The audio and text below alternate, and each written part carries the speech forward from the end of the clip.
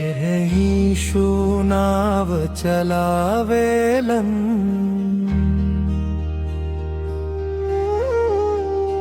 जब यीशु नाव चलावेलन तूफान खुदे झुक जाला। डूबत जिंदगी के हर सपना फिर से जी उठ जाला।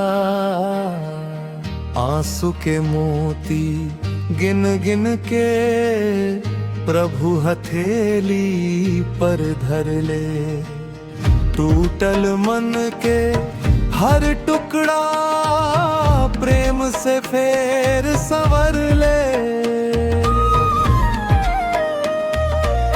सूखल डाल पर हरियर पत्ता तोहरे छुवे से फूटेला।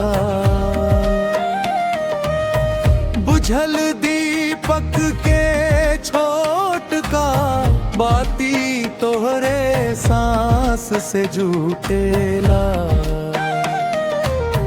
मरुभूमि में धार बहेला जब यीशु साथे रहेलन।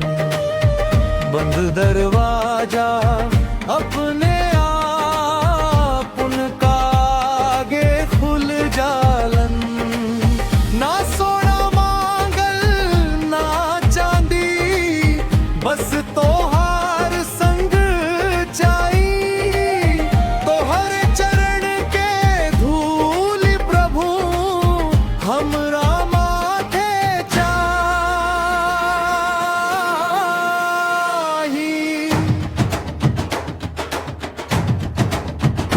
जब दुनिया पीठ घुमा देला तू सीना से लगा लेला। हारल मन के धीरे धीरे पैसे जीत सिखा देला।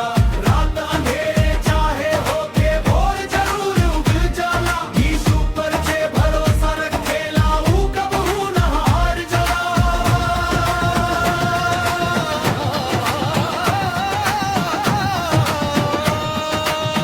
तोहरे नाम के दीप जला के हम संसार में चलब।